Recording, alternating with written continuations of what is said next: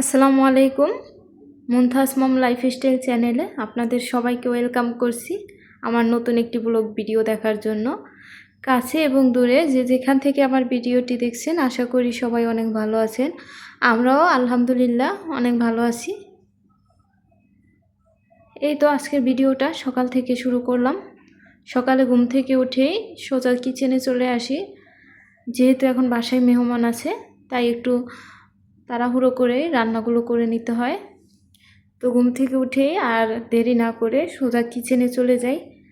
তো কিচেনে গিয়েই সর্বপ্রথম আমার যেহেতু একটা চুলা, এখন মেহমানও আসছে আর আমার একটা চুলা নষ্ট হয়ে গিয়েছে। এখন ওটা ঠিক করতে পারিনি, ওটা নাকি একদম নষ্টই হয়ে গেছে। এখন নতুন একটা চুলা কিনতে হবে। আমি যেহেতু বাসা চেঞ্জ করব তাই এখন আর কিনবো না, একটা চুলোতেই আপাতত রান্না করি। তো এই জন্য প্রথমে হলো এই তো আলু ভাজি বসিয়ে দিলাম আর আটাটা সিদ্ধ করে রেখে দিয়েছি। তারপরে আমি হলো রুটি বানাবো আর এদিকে আলু ভাজিটা হতে থাকবে। তো আলু ভাজিতে একটু ফোড়ন দিয়ে তারপরে পেঁয়াজ দিয়ে কাঁচামরিচ দিয়ে ভাজিটা করে নিচ্ছি। সরি, কাঁচামরিচ দিইনি, আপনারা দেখতে পেয়েছেন আমি কিন্তু বোম্বাই মরিচ দিয়েছি। বোম্বাই মরিচটা দিলে অনেক সুন্দর একটা স্মেল আসে বোম্বাই মরিচের, যেটা অনেক বেশি ভালো লাগে। যে কোনো খাবারে বোম্বাই মরিচ দিলে আমার কাছে অনেক বেশি ভালো লাগে। এরপরে সাথে একটু ডালও দিয়েছি। আমার মা বলেছিল একটু ডাল দেওয়ার জন্য, ডাল দিলে নাকি আমার মায়ের কাছে খেতে অনেক বেশি ভালো লাগে, এই জন্য আমি একটু ডাল দিয়ে দিলাম। ডালটা দিলে আসলেই কিন্তু মজা হয়, একটু ঘন হয়। এরপরে ভালো করে ভেজে তারপরে পানি দিয়ে এরপরে সর্বশেষে একটু ভাজা জিরার গুঁড়ো দিয়ে দিয়েছি। এরপরে এই তো পরিমাণ মতো পানিটাকে রেখে, এই যে এরকম পরিমাণ রেখেছি, হালকা একটু পানির ঝোল রেখেছি আর কি, তাহলে রুটিটা খেতে ভালো লাগে। বেশি একদম শুকিয়ে গেলে আর ভালো লাগে না। এরপরে আমার বোন হচ্ছে রুটিগুলো বেলে দিচ্ছে আমাকে, আর আমি হচ্ছে দাঁড়িয়ে দাঁড়িয়ে ভেজে নিতেছি। তো আমি সব সময় কি করি, একটা চুলাতে যেই আইটেমটা রান্না হতে দেরি হয় ওই আইটেমটা একটা চুলাতে রেখে হাতের ডান সাইডে যেই চুলাটা থাকে ওটাই রান্না করতে অনেক কমফোর্ট ফিল করি। কিন্তু এটা হচ্ছে হাতের বাম দিকে চুলাটা, এটাই ভালো আছে আর ওটা নষ্ট হয়ে গেছে। এজন্য আমার রান্না করতে খুবই বিরক্ত লাগে, মনে হচ্ছে উল্টো উল্টো। এই চুলাটায় শুধু ভাত বসিয়ে রাখি অথবা ওই চুলাতে কষিয়ে সব কিছু, তারপরে যখন ঝোল দিয়ে দিই তখন আবার এই চুলাতে ট্রান্সফার করে দিই, এরকম করি। এখন মানে এইদিকে দাঁড়িয়ে ডান হাত দিয়ে বাম পাশের চুলাতে নাড়াচাড়া করতে কষ্ট হতেছিল আমার, মানে ভালো লাগতেছিল না। তো যাই হোক, কষ্ট করে রান্নাগুলো করে নিতেছি। অবশ্য মেহমান আসছে এই জন্য, না হলে নিজে নিজে একা যে কোনো একটু কিছু করে খেয়ে ফেলতাম। এরপরে রুটিগুলো ভেজে এরপরে বসিয়ে দিলাম চা, দুধ চা করব। এই পাতিলটা দেখতে পাচ্ছেন, আমি যেহেতু বাড়িতে ছিলাম, আমার হাজব্যান্ড হচ্ছে বেশিরভাগ সময়ই রুটি খেত, ফ্রোজেন যে পরোটাগুলো বিক্রি করে ওগুলো খেত, আর সাথে হচ্ছে এই যে দুধ চা করে খেত। এই জন্য ও হচ্ছে আমার পাতিলের একদম 12টা বাজিয়ে ফেলেছে, দেখতে পাচ্ছেন। তো আমি এসে হচ্ছে অনেকটাই পরিষ্কার করেছি, এখনও ভালো করে পরিষ্কার হয়নি, আমারও সময় হয় না যেহেতু বাসায় মেহমান। আমিও হচ্ছে ঝটপট করে একটু হালকাভাবে পরিষ্কার করে এই তো চা বসিয়ে দিয়েছি। দুধ চাটা হলো যত বেশি জাল হয় তত বেশি মজা হয়। রং চা কিন্তু বেশি জাল করলে তেতো হয়ে যায়, কিন্তু দুধ চাটা যত বেশি জাল হয় তত বেশি মজা হয়, ঘনত্ব বাড়ে আর খেতেও বেশি মজা লাগে। এরপরে আমরা নাস্তা টাস্তা করে এরপরে আমি চলে আসলাম হচ্ছে রান্না করতে। এই তো এটা হচ্ছে সাগরের যে সুরমা মাছ, ওটা হচ্ছে ভাজি করতেছি শুরুতে লবণ হলুদ মেখে। এই মাছটা কিন্তু আমার একটা পছন্দের মাছ। এই মাছটা, যে মাছটা একদম বড় থাকে ওই মাছটা একদম আমার কাছে খেতে মাংসের মতো মনে হয়। মাছটা একটু শক্ত শক্ত লাগে, মাংসের চেয়েও আমার কাছে এই মাছটা বেশি ভালো লাগে খেতে। সবসময় ও বাজার থেকে এই মাছটা আনবেই, যেহেতু আমার অনেক পছন্দের এই মাছটা।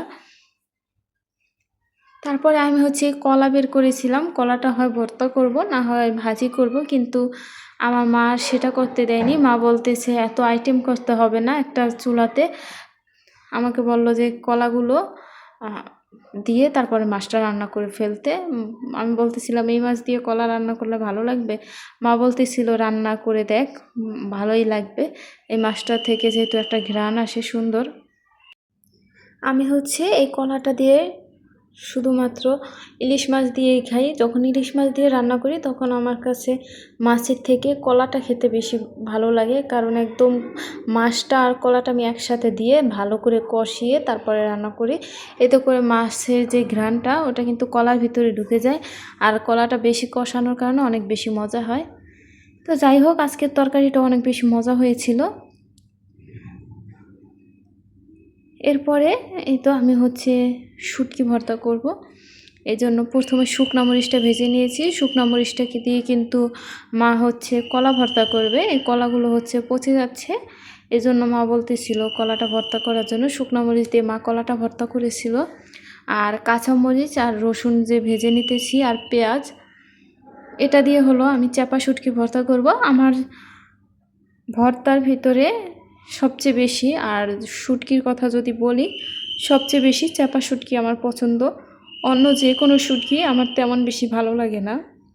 চাপা শুটকি হলে আমি যে কোনো কিছু খেতে পারি। চাপা শুটকি দিয়ে আমি ঢাকায় এসে শিখেছি, আলু ভাজি করতেও শিখেছি। এই চাপা শুটকিটা দিয়ে অসম্ভব মজা হয় ওই ভাজিটা খেতেও। মানে এক কথায় আমার চাপা শুটকির গন্ধটা বেশি ভালো লাগে। এটা যে কোনো যে কোনো কিছুর সাথে দিলে আমার অনেক বেশি ভালো লাগে। এরপরেই তো আমি হচ্ছে গাঠির ডাল রান্না করব। এই যে গাঠি বা কচুরমুখী যে যাই বলে, এটা দিয়ে হচ্ছে ডাল রান্না করব। এই ডালটা আমি অনেক আগে একবার রান্না করেছিলাম, অনেক বেশি মজা হয়েছিল। এবার ভাবতেছি যেহেতু বাসায় মানুষ আছে তাদেরকেও রান্না করে খাওয়াই। প্রথমে গাটিটা সিদ্ধ করে তারপরে একদম মথে নরম করে নিয়েছি। তারপরে হলো এই তো ডালের মতো একদম সব কিছু দিয়েছিলাম, রসুন পেঁয়াজ বাটা, রসুন বাটা, কাঁচামরিচ, সরি এটার ভিতরে বোম্বাই মরিচ দিয়েছি। এরপরে ডালটা একদম ঘন হয়ে গেলে এরপরে হচ্ছে বাগার দিয়ে দিয়েছি, দেখতে পাচ্ছেন। এরপরেও সর্বশেষ উপর থেকে একটু ভাজা যে জিরার গুঁড়ো আছে ওটাকে ছিটিয়ে দিলাম। ডালটা কিন্তু আসলে অনেক মজা হয়েছিল। এভাবে ডাল রান্না করলে আমার কাছে অনেক ভালো লাগে। অন্য অন্য স্টাইলও করা যায় এই ডালটা রান্না, কিন্তু আমি এভাবেই করি, সহজ মনে হয় আমার কাছে। এরপরে তো পেঁয়াজ, একটু সামান্য রসুন আর কাঁচামরিচ কুচি আর লবণ দিয়ে এটাকে ভালো করে মেখে নিচ্ছি। আমার একটা পছন্দের জিনিস, সেটা হলো মাছের ডিম। এটা হলো ভাজি করব। আমাকে যদি বলা হয় মাছ নাকি মাছের ডিম, আমি অবশ্যই বলবো মাছের ডিম। আমার মাছের ডিম হলে আর কিছুই লাগে না। আমার সবচেয়ে পছন্দের একটা জিনিস সেটা হলো মাছের ডিম। যেই মাছের ভিতরে ডিম থাকবে ওই ওই মাছটাই আমার কাছে বেশি ভালো লাগে। মানে আমি খুবই খুশি হয়ে যাই যে আল্লাহ মাছের ভিতরে ডিম পেয়েছি। আমার হাজব্যান্ড হচ্ছে খুঁজেছিল বাজারে ডিম, ওই দিন দেখেছিল ও পাঙ্গাস মাছের ডিম পেয়েছিল, এই জন্য আর আনেনি। পরে এই তো কিছুদিন আগে আবার খুঁজেছে, তখন আর পায়নি। আলাদা নাকি ডিমও কিনতে পাওয়া যায় বাজারে। তো এই তো ডিম কিন্তু অনেকগুলো ডিম হয়েছিল। যে রুই মাছটা এনেছিল, রুই মাছটার পেট থেকে এই ডিমগুলো পেয়েছি। অনেক ডিম হয়েছিল যেহেতু মাছটাও অনেক বড়।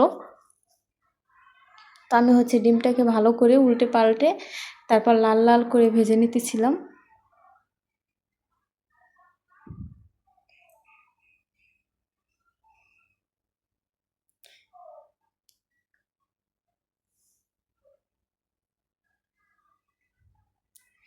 এরপরে এই তো আমি হলো ভর্তা বেটে নিতেছি। সেই চাপা শুটকির ভর্তাটা প্রথমে কাঁচামরিচ বেটে, তারপরে পেঁয়াজ আর রসুন বেটে, তারপরে চাপা শুটকিটা দিয়ে দিলাম। আমি হলো আগে চাপা শুটকির ভর্তাটা করে ফেলেছি, তারপর আমার মা হলো কলা ভর্তাও করেছে। এই ভর্তাটা আমি একদম ঝাল ঝাল করে করেছি, অনেক বেশি কাঁচামরিচ দিয়ে। কাঁচামরিচগুলো অনেক ঝাল ছিল। আমার বোন অনেক ঝাল পছন্দ করে, ও খেয়ে অনেক বেশি মজা পেয়েছে, বলতেছে আপু অনেক মজা হয়েছে। এটা শুনে আমি আবারও চাপা শুটকি নিয়ে আসতে বললাম আমার হাজব্যান্ডকে। আবারও চাপা শুটকি নিয়ে আসছে অনেকগুলো, ওকে এভাবে ভর্তা করে খাওয়াবো, ও অনেক ঝাল পছন্দ করে। এরপরে এটা হলো সন্ধ্যাবেলা, দেখতে পাচ্ছেন আমার মেয়ে হচ্ছে ফ্রিজ খুলে একটা যে খেজুরের যে মিঠা আছে, খেজুরের যে গুড়টা ওটা পেয়েছে বোতলে, আমার মা দিয়েছিল গ্রাম থেকে। ওটা পেয়ে আমাকে বলতেছিল, আম্মু রুটি রুটি। ওর বাবা হচ্ছে মাঝে মাঝে রুটি দিয়ে ওই গুড়টা দিয়ে খায়, ওর কাছে ভালো লাগে। ও ওটা দেখে আমাকে বলতেছিল, আম্মু আমি রুটি খাবো এটা দিয়ে। আমি বলতেছিলাম খাও, কিন্তু ও শুনেনি, ওকে রুটি বানিয়ে দিতে হবে। তো সিদ্ধর ঝামেলা কে করে, এই জন্য আমি হচ্ছে একটু চাপটির মতো বানিয়ে নিতেছিলাম একদম পাতলা করে। আর সাথে ওকে এই তো খেজুরের যে গুড়টা আছে এটা কিন্তু একদম অরিজিনাল রস থেকে তৈরি, আমার মা গ্রাম থেকে দিয়েছে। অনেক মজা ছিল, তো আমার মেয়ে মজা করে খেয়েছে। এরপরে ওগুলো কিন্তু সবাই মোটামুটি খেয়েছে, অনেকগুলোই বানিয়েছি। তারপরে তো পেয়ারা কেটে দিলাম আর আনারস কেটে দিলাম। তো আমরা সবাই এগুলো খেয়ে তারপরে আমার মা বলতেছিল কফি খাবে। তো আমার মা হলো দুধ খায় না কফির ভিতরে, ব্ল্যাক কফি খাবে বলতেছিল। আমার মা হচ্ছে চিনিটাও দিতে না করেছে। আমি বলতেছিলাম তাহলে তেতো লাগবে, খেতে পারবেন না, এই জন্য একটু চিনি আর কফিটা দিয়ে তারপরে মাকে হচ্ছে একটু কফি বানিয়ে দেব। আমি হচ্ছে খুব সহজেই ঝটপটভাবে কফিটা বানিয়ে দিলাম, কারণ এটা হচ্ছে অনেক রাতেই, প্রায় ভাত খাওয়ার একটু আগ মুহূর্তে কফিটা বানিয়ে দিয়েছি, কারণ একটু পরে ভাত খাবে আর সময় নেয়নি, দ্রুত করে ঝটপট করে একটু কফি বানিয়ে দিয়েছি। আমার মা হচ্ছে এইরকম কফি আর আমার হাজব্যান্ডও হচ্ছে ব্ল্যাক কফি পছন্দ করে, এই জন্য আমার কফি তেমন খাওয়া হয় না, কারণ আমি হচ্ছে দুধ দিয়ে খাই। তো এই তো আজকের ভিডিওটা এই পর্যন্তই। সবাই ভালো থাকবেন। আল্লাহ হাফেজ।